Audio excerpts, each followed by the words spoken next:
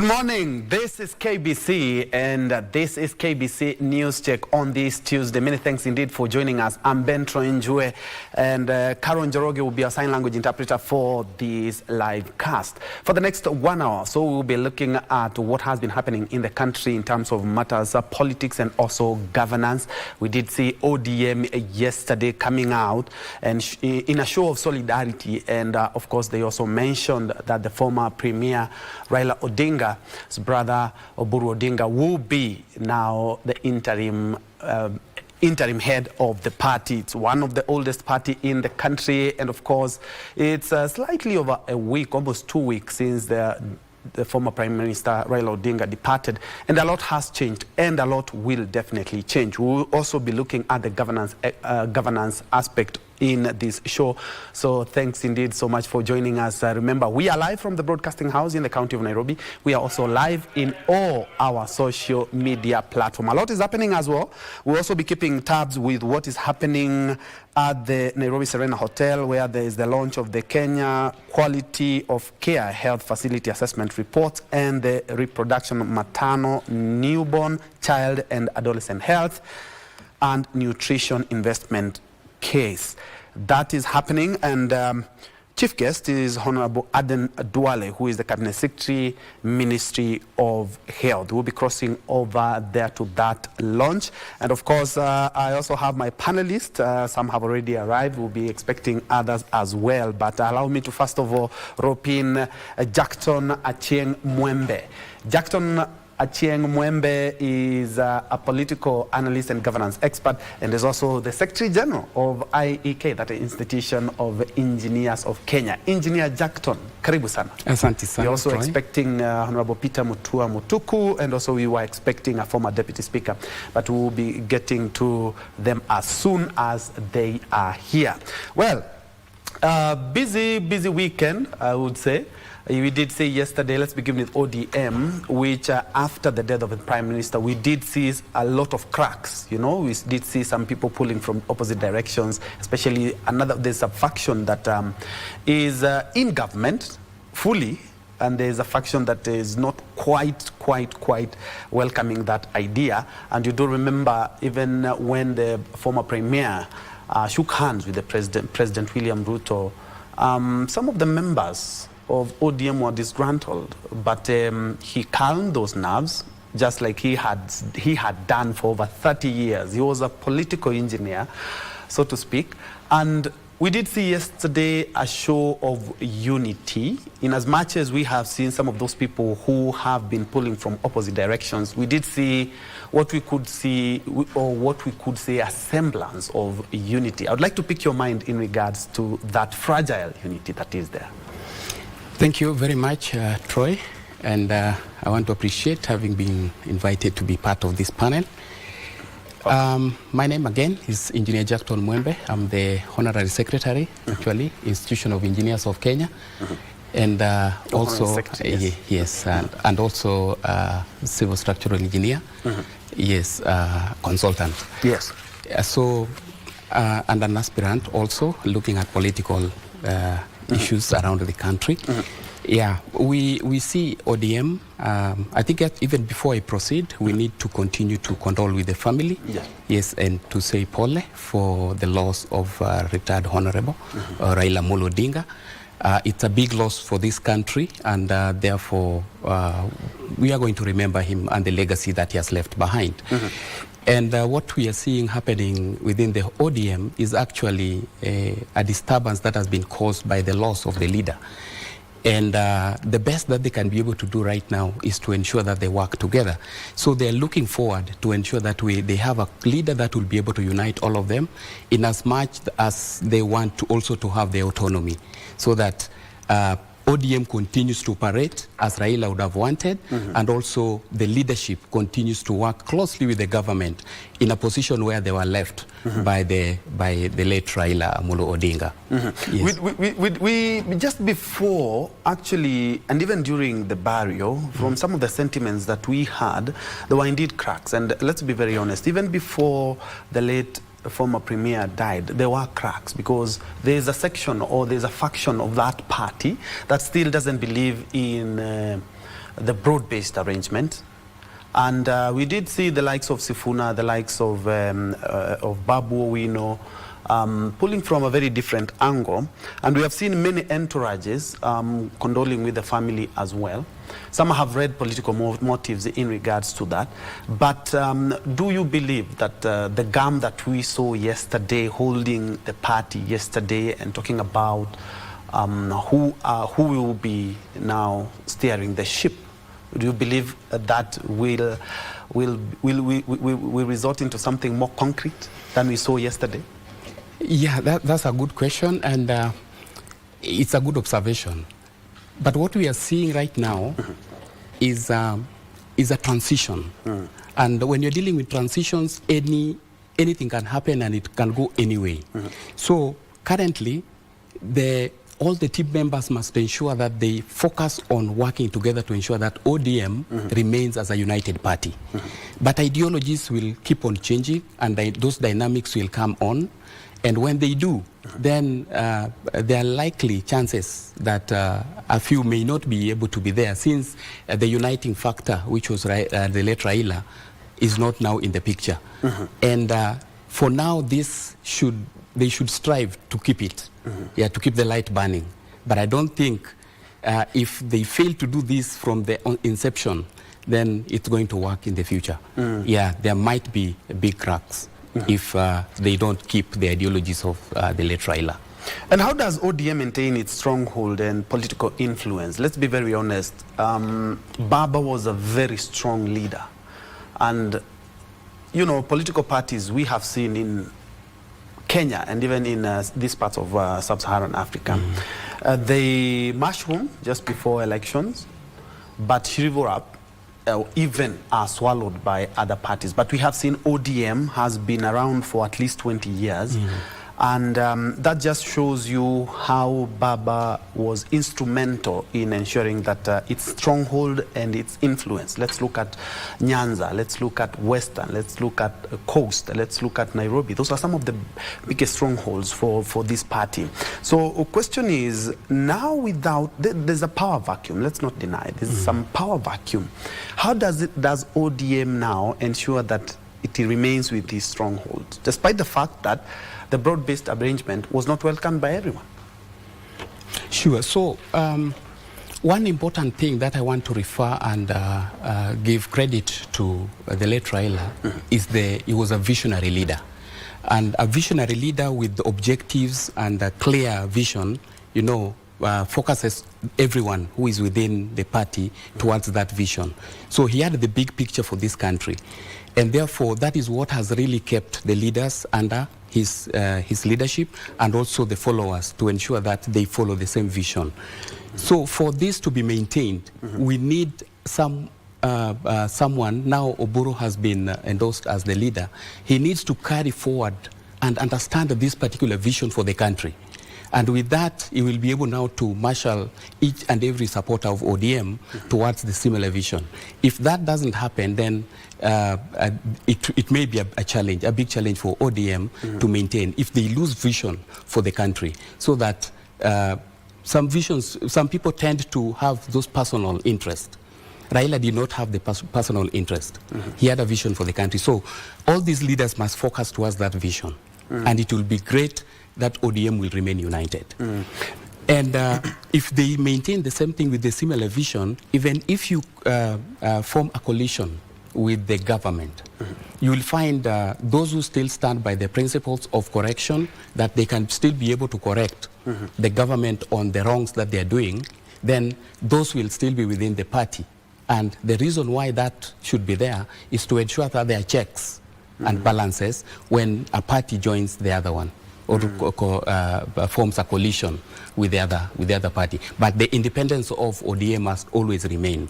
Yes. And talking about the vision, just as like you've mentioned, I'm looking at the vision of ODM even before 2027. We have the by-elections, which are maybe in a month. And ODM has been one of the strongest parties, and of course is going to be fielding candidates in some parts of the country. I'm looking at how it can strategically remain relevant, especially in the by-elections. Over the weekend, I went home and in Embu, we're having some by-election in Mbeere North, and the politics there are really, really heated. How can ODM still remain strategic, especially when it comes to the by-elections? Could this be a litmus test of what to expect in 2027? From where I look at it, it may not be, because currently, even the constituents are not acting out of clear mind, because a statesman has fallen, and there is a vacuum, and there is uncertainty, even at the grassroots level. So what may happen right now, that the leaders that may be elected, probably in the ODM strongholds, will be out of that sympathy to ensure that the legacy of the leader, the late Raila, is carried on. But that may not translate well in 2027. The dynamics may change drastically, because we still have almost 2 years for realignments to happen. So that it may not be a clear litmus towards 2027, but it's just an indication that the leaders that will be elected this time will be able to carry on the legacy of Raila. Those who will be able to perform between now and then that they will carry the day in 2027. But currently, there is uncertainty that is engulfing this country that will enable them to to support the candidates that were aligned to ODM party, yes, especially in those zones. I'm also looking at another angle in regards to the role of the Gen Z or the young generation that has come out strongly over the past 2 years. And Baba had a way of marshalling numbers from the youth, from the older, he even had slogans, the Tialala Vijana Ria, and the youth, and especially Gen Z, really identified with that. And we even remember the Sufuria revolution just after the 2022 election in 2023. We did see that the youth did come out strongly when Baba and the rest of the political divide were on the streets. What will be the role of the Gen Z, especially now with the absence of Baba and the leaders that have been left to manage the party? Will they be a real force to reckon with when it comes to the youth and the Gen Z, for that matter? Oh, thank you. Gen Z is it's a force that has come. And this generation is a generation that has been brought up in an independent environment, and therefore they question everything that happens around them. Yes. So if you look back a little bit, you will realize that even being a party member and being loyal to the party, some of the things you would not question. And therefore, when we are looking at the Gen Zs in the current state, they are going to define the direction this country is going in 2027. If they come out and register and become voters, it's going to redefine the direction of this country because of that mentality and the ideologies. They are well informed about what needs to happen, and they are able. You see, they've been educated about the politics of this country and the impact of bad governance that has happened in this country. So when they are coming out with a specific objective to get leaders who will be able to deliver and to ensure that their ideologies and the ills of this country are resolved. They may not be resolved 100%, but there will be that, progress in terms of getting the country out of the past snares. Yes. And looking at also something that you indeed have mentioned and pointed out, there's something that we also mentioned last week when we had a discussion here in regards to still the young generation. The mass voter registration began end of last month, September, but the numbers are not really impressive. And if at all the Gen Z want to have a voice, they just can't have the voice that we have seen on the streets with the flag, water, and they still need that crucial document that is the voter's card. But unfortunately, they are not coming out in the large numbers that we have seen on the streets and also on social media, advocating for good governance. And of course, they want to take now the leadership mantle. How do we ensure that these guys not only make the voice on social media, on the streets during protests, but they can also make a voice and a difference with their vote? One thing we have in society to bring people on board is sensitization and voter education. That needs to come out strongly. I think IBC needs to do that exercise extensively, so that members can be told what they needed to do and how to get them register so that they become voters in this country. If that is not done, then again, we've had so many of the young people, the Gen Zs, that we call them, but we refer them to as young people. They tend to walk, in the crowds sometimes, but when they are guided towards what they need to do, then most of them would be able to come out and actually vote. What most institutions or farms, are doing is to ensure that they sensitize, they tell the youths where to do this thing. And our leaders, even at the local grassroots, needs to go out and sensitize them that this is the time, we have a period within which you have to register, then you have to come out and register so that you become a voter. That is the only time that your voice can be able to be heard, especially when we are having our general elections. Yes. Because that is when we have the right leaders. We can be able to make decisions on the right leaders that needs to make our laws. Yes. Let's look at the coalition that we have already, that the broad-based arrangement. And after it was signed, they did agree on a 10-point agenda. And unfortunately, months after they had put pen to paper, that has not been actualized. We haven't actually actualized the 10-point agenda that they had talked about.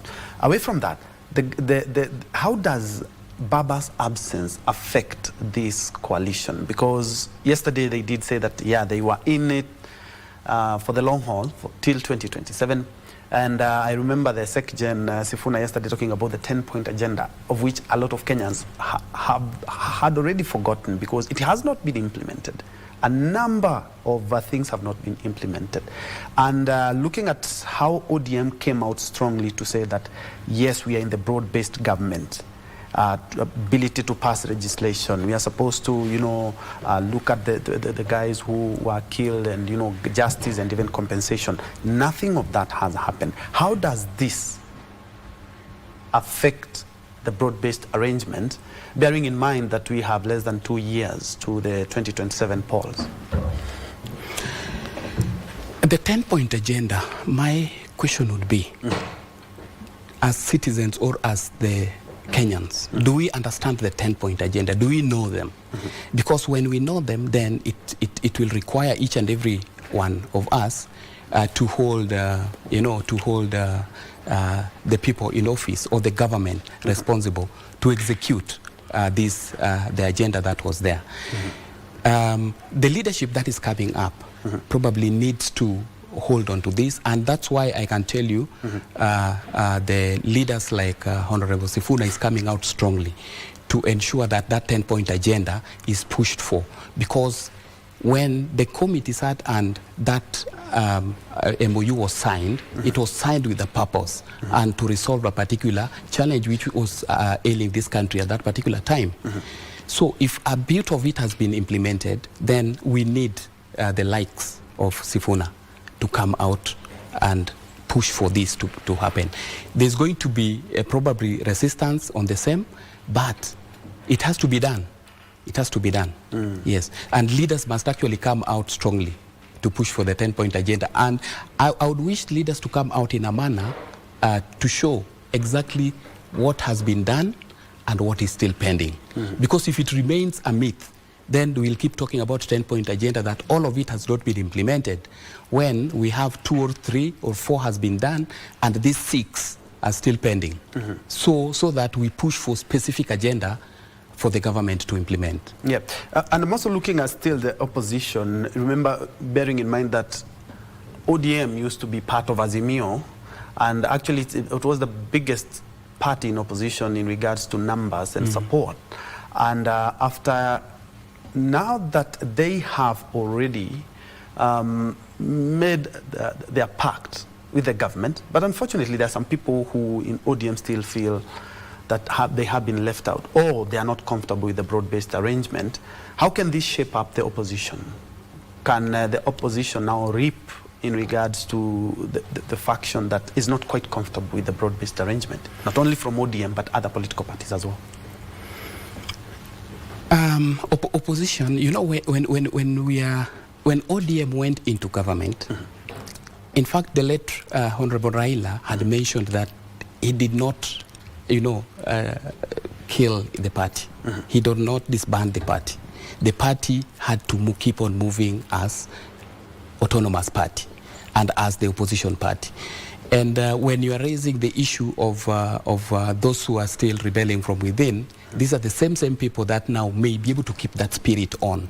So we still believe that ODM still will be able to act, and chances are they can be able to work together, with other coalition or other parties to ensure that they have a coalition, a stronger coalition, to ensure that they put the government in check, because that is the only way some of the things that are ailing this country can be resolved, and the public can also be able to know some of the things that are not happening, because government will always tell you the best things that are happening around, but some may not be able to get to the public. So you try as much as possible to have these kind of leaders also to ensure that they push for checks within the government. So that is how they can be able to work together with other coalitions and other parties to approach the government from the opposition side. Yes. Away from politicians like you and now to voters like me, now that Baba he had a lot of support, even admired by even people who didn't support ODM.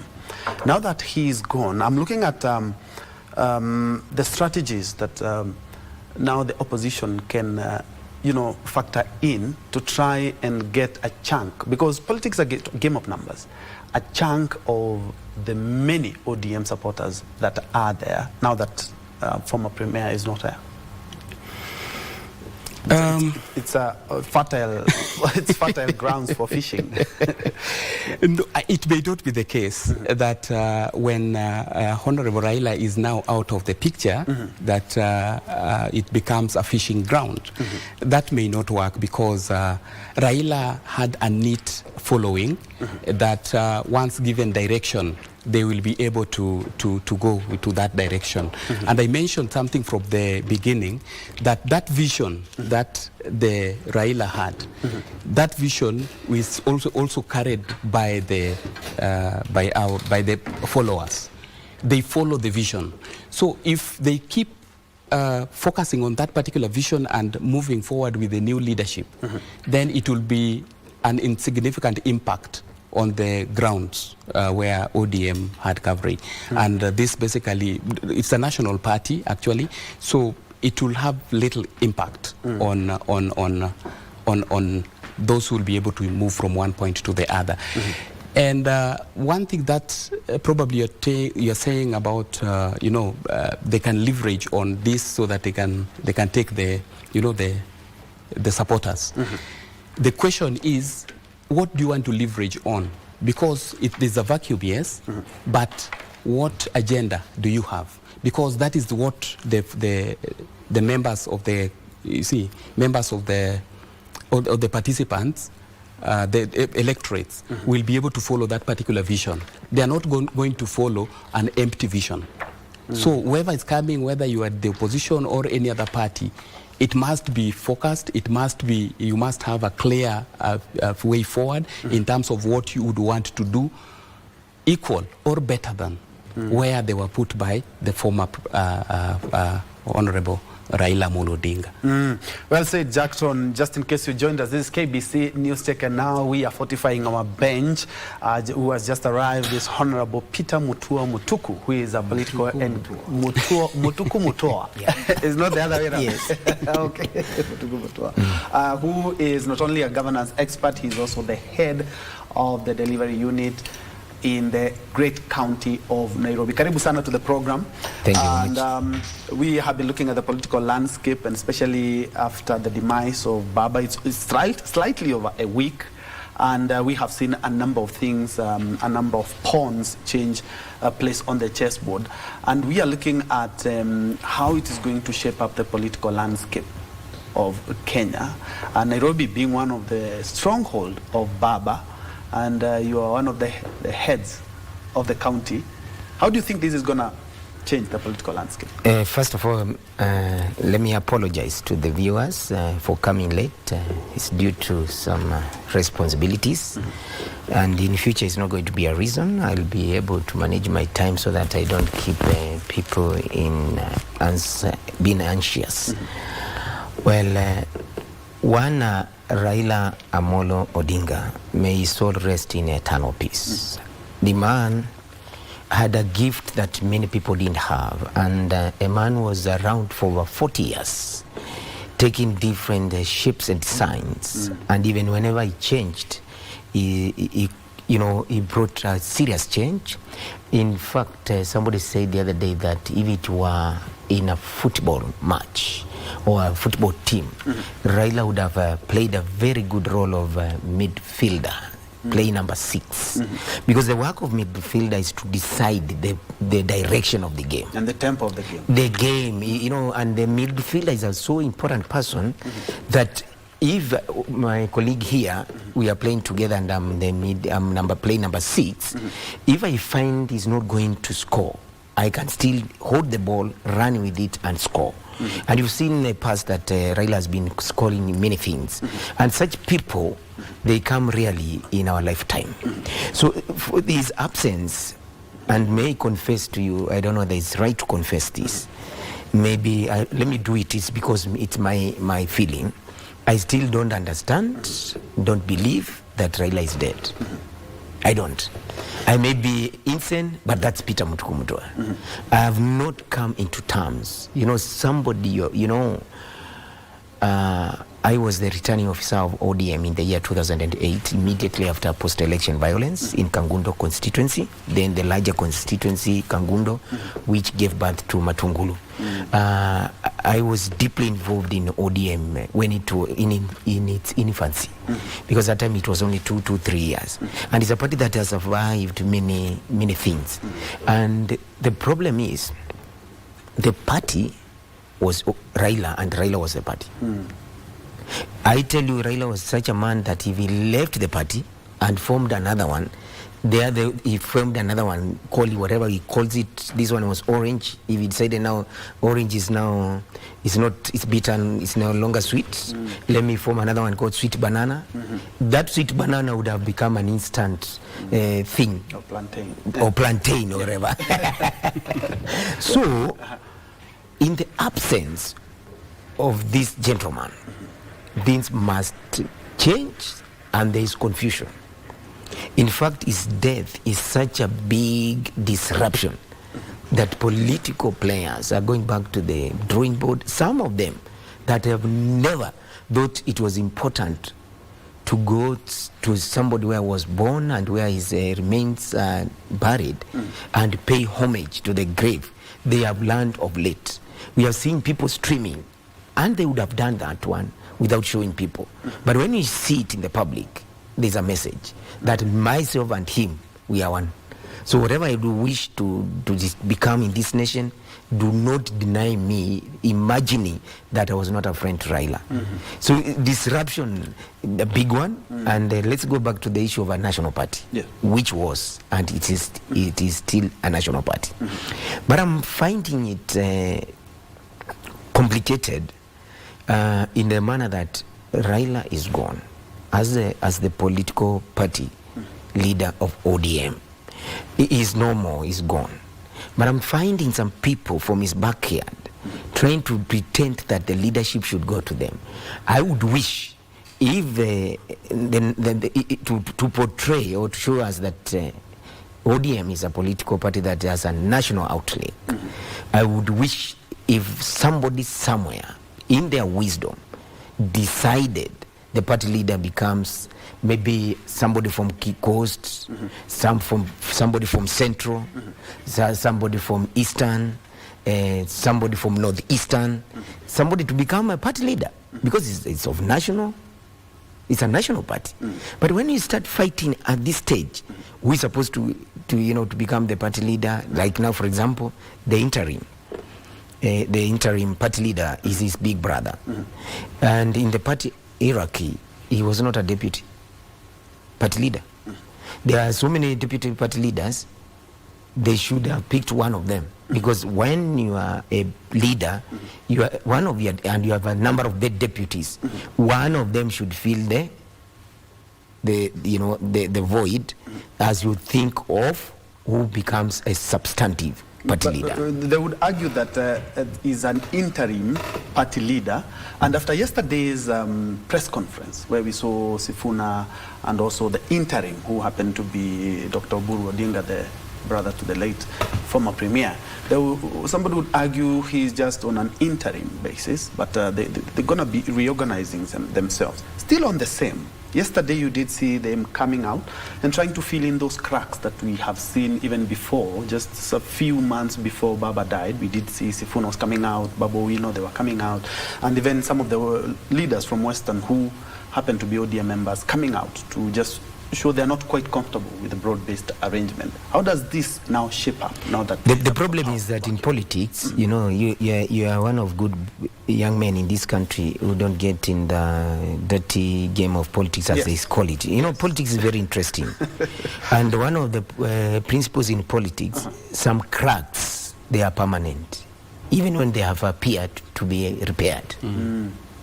Some cracks are permanent. Let me tell you something, and you will take time to see my philosophical thinking.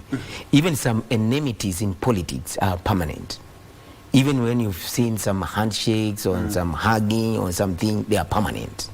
So the cracks that were displayed at the important time, you see, when people kick down and then they come out, we do not know what they are being forced to say.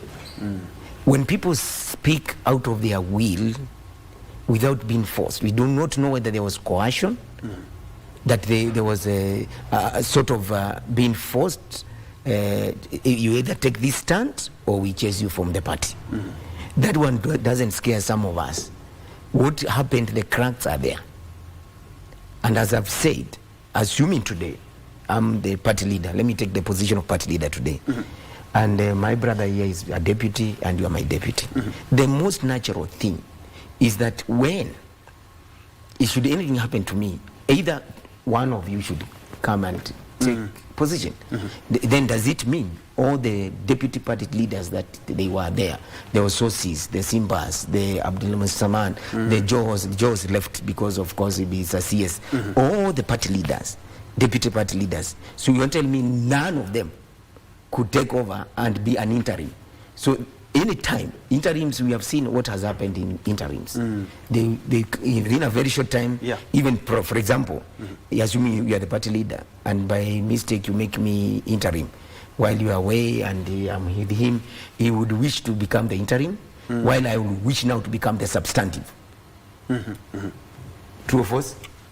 Yes. I would wish to become the substantive. So I'll be working, means and ways to make sure I'm putting things in place to become the substantive. So basically what I'm trying to say, in honor and respect of our big daddy, Raila, because in this nation, nobody has ever even grown to a level that even big people call him Baba. Even people who are the difference of 2 years, they call him Baba. Nobody is called Baba carelessly. Even you children in the street, they don't call you Baba, but your children will call you Baba. That feeling is nice. So in respect of that, let's have transition that is well organized, devoid of political alienation. Tribal, regional, and come up with a good leader that unites ODM, so that now ODM can be able to be strong to face the next challenges without its boss. Jackton, Honorable here is bringing up a very good twist to that, in as much as let's say it's Orange Democratic Movement, meaning that the party enjoys and also favors matters democracy. And just like Mosh here has talked about, it doesn't it's not very good for the optics, if at all. They were deputy party leaders. They have not even been appointed as interim party leaders. Does this really calm the party or more or less bring some disgruntlement? Because the deputies, just like Mheshimiwa has said, would want to be to rise to the party chairperson. And let's be very honest, some of these politicians have had a national appeal far much more than the interim party leader as we know him.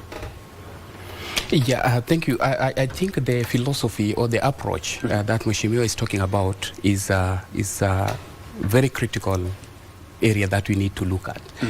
However, I want to also approach it from a different perspective that, you know, we have structures within a party, and these structures works by, you know, by making decisions.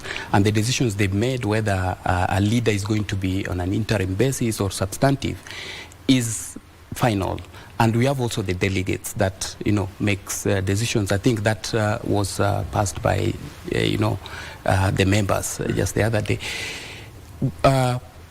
Once we respect those structures and the decisions that are made by those structures in the interim, then it allows the transition. I think when I started, I talked about this is a transition moment because of the uncertainty and the vacuum that has been created by the loss of Honorable Raila.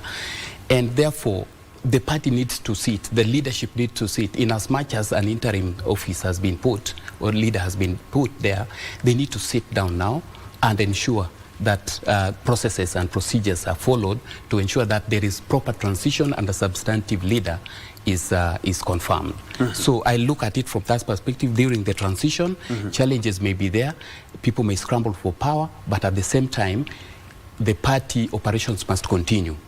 So they need to be allowed to get to that point where they can now be able to sit out of the transition point so that they can be able now to structure it. The objective beyond this is bigger than just scrambling for the leadership. And they need someone who will be able to go out and unite Kenyans as Raila did.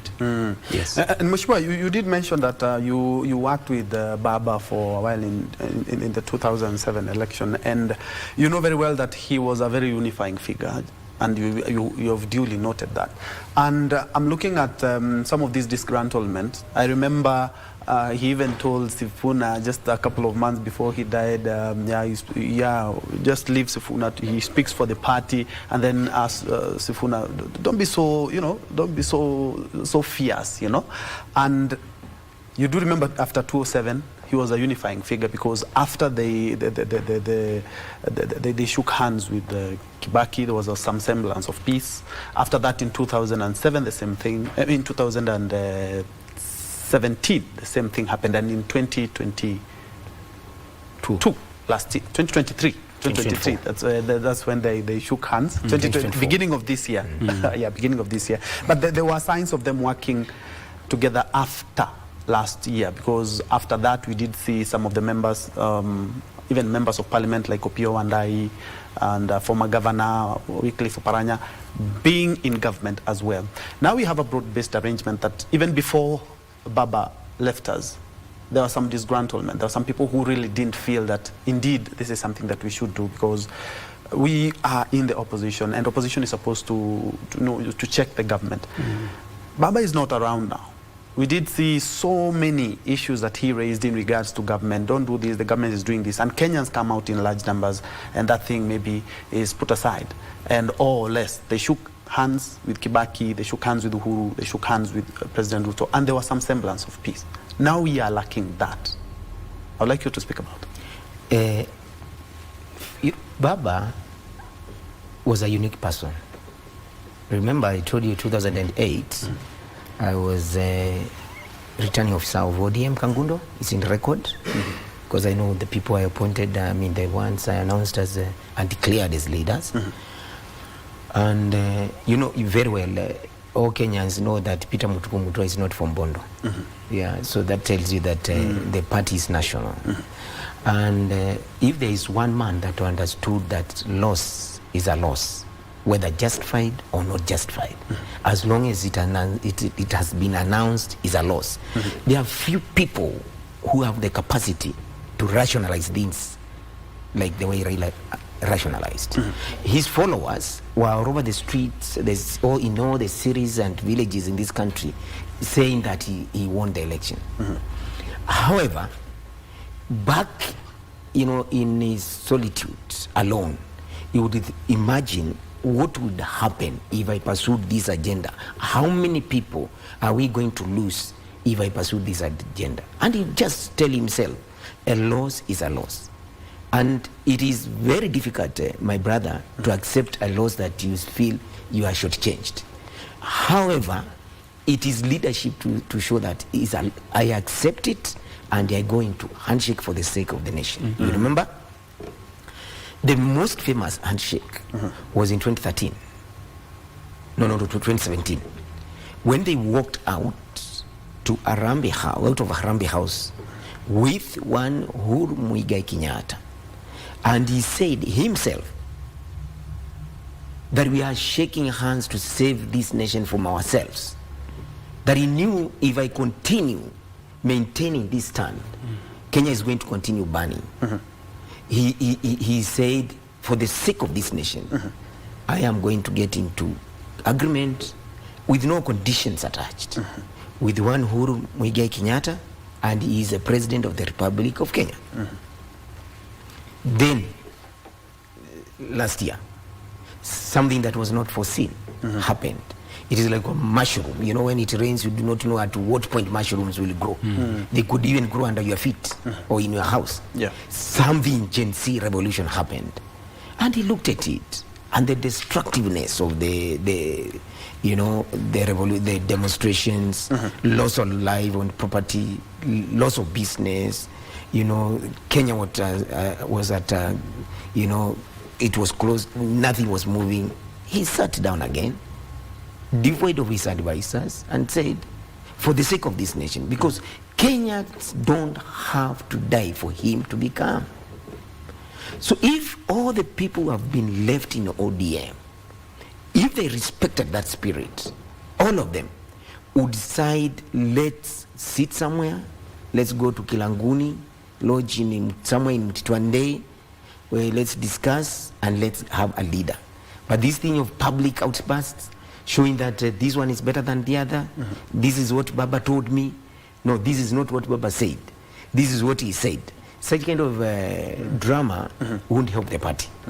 And I have said, so that the party remains strong, people should stop their selfishness, because if there was a person who should have taken a strong stand, is Baba himself, and say, in 2007 I won, in 2013 I won, in 2017 I won, in 2022 I won. It will take centuries, maybe this will be generations to come, to get such a person that we can accept, who understand. Let me tell you, rationalizing that a loss is a loss. You just, first of all, you decide, I've lost. You go backward saying, you're looking, why did I lose? Okay, they stole my votes, and they said, however, I've lost. What did I lose? I didn't have agents here and there. However, I've lost. So him is gone to the grave as a bottom line thinker. He first of all thought, what happens here? Then he goes backwards. The bottom line thinking, Kenya first. I would wish my brother here, Jackton, yes, and anybody who is listening to us, that all of us, including you and the crew in the studio, that somehow would take time and study the person Raila and acquire the positive attitudes from that man, politically, socially, and Kenya is going to be a great country.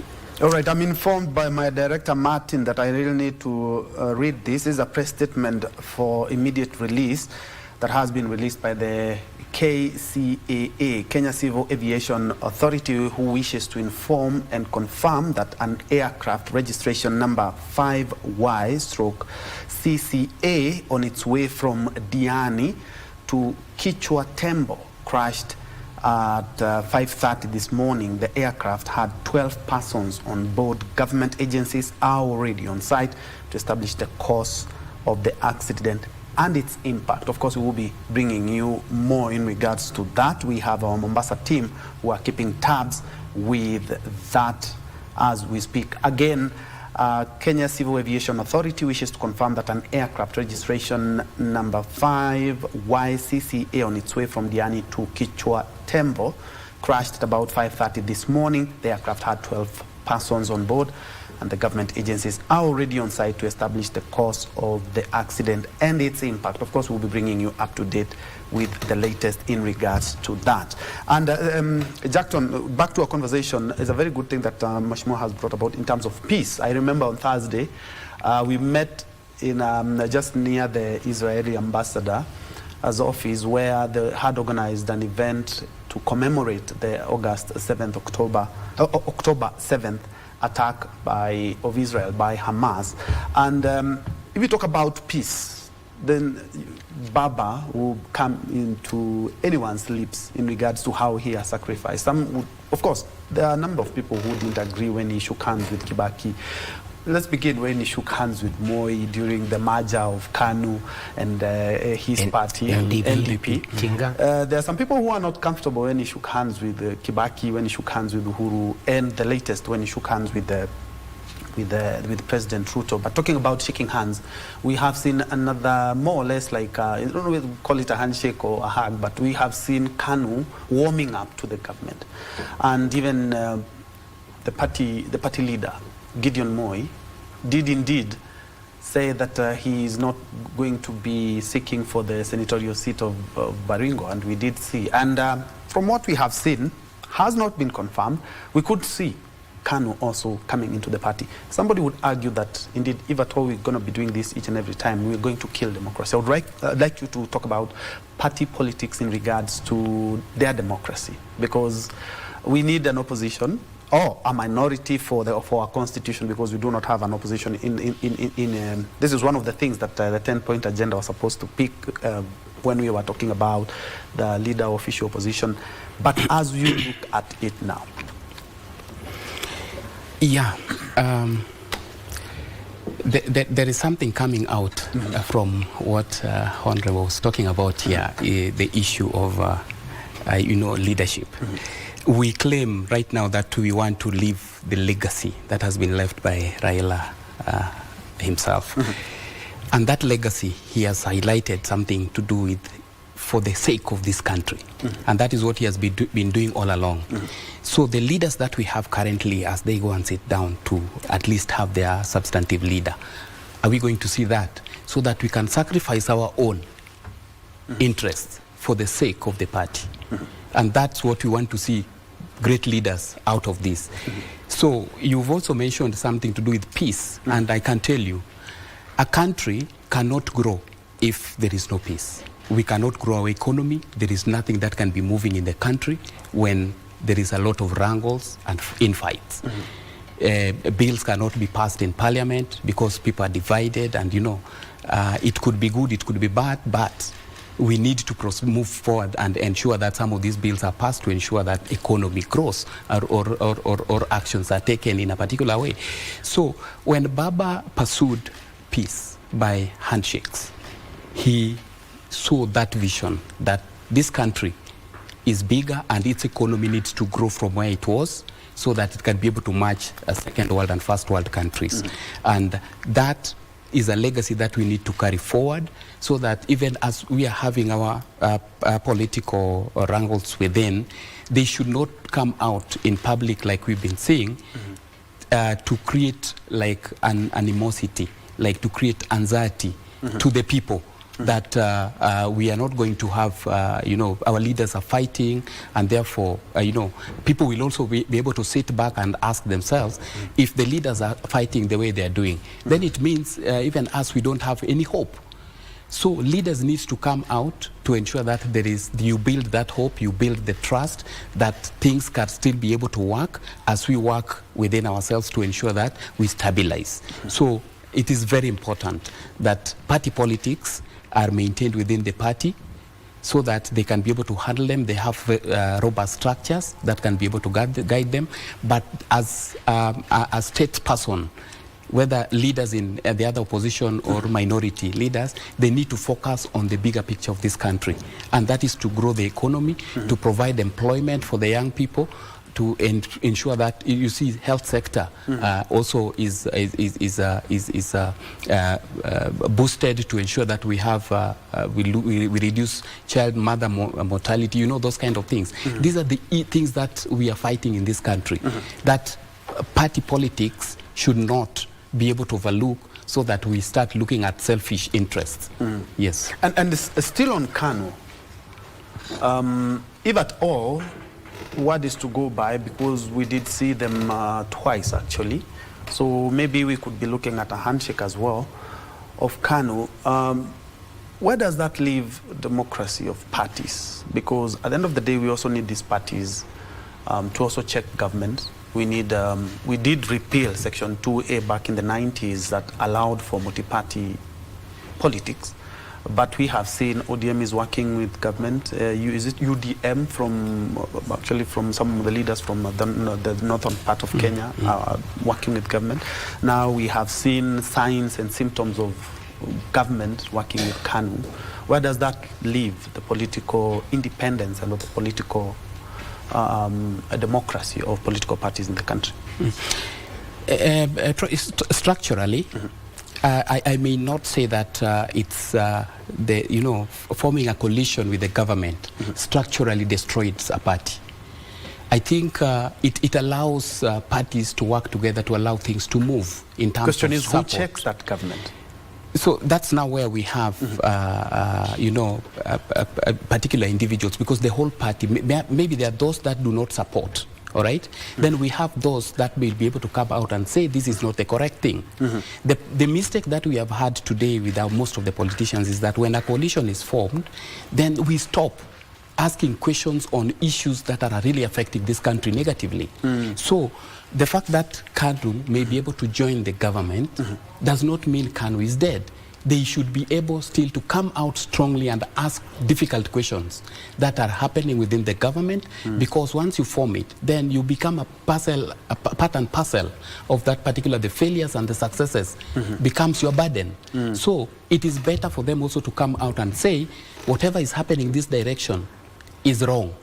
And whatever is good, also they can be able to applaud the government for having done such kind of things. But we should not be able to go back to single party system, because that will be able to kill the democracy in this country that has been fought for a very long time. Lives have been lost. Mheshimiwa, you'll be also weighing in regards to party politics and the democracy of political parties after we have seen signs and symptoms of KANU working with government. But before we cross over, just to remind you that the breaking news, as you have seen, a passenger plane this morning did crash in Kwale when at about 5:30 in the morning, and we are keeping tabs to know exactly because Kenya Civil Aviation Authority has not mentioned that. Let's now cross over to the Kenya Quality of Care Health Facility Assessment Reports and the Reproductive Maternal Newborn Child and Adolescent Health and Nutrition Investment case that is being spearheaded by the Health Cabinet Secretary. Let's listen in. I said, let's go and launch, but I'll keep on reading. So this imbalance ratio for us is to achieve optimum service delivery for the people of Kenya. These reports and the investment case are also aligned with our national development priorities, particularly the bottom-up agenda. By anchoring health improvement within the better framework, we're ensuring that our systems remain people-centered, they remain equitable, and they must be responsive to the unique needs of all our communities, especially those who are in regions which are underserved. So our pursuit is what? Our pursuit of universal health coverage as a country is directly tied to Global Sustainable Development Goals, SDGs. Our unwavering commitment to SDG 3 reflects our recognition that quality health care is both a moral imperative and a very strategic investment in our nation's future. So these documents also serve as the foundation for the quality of healthcare and patient safety bill, which currently is in both houses. I am going to defend it for the second time before the Health Committee this morning. And this is to ensure that our legislative efforts are informed by very comprehensive data. So what we have seen today, ladies and gentlemen, is giving us data that we can present to the legislature and say, this is the reason why, as government, as cabinet, we thought of, as a ministry, we thought of introducing a legislation called Quality of Care and Patient Safety Bill.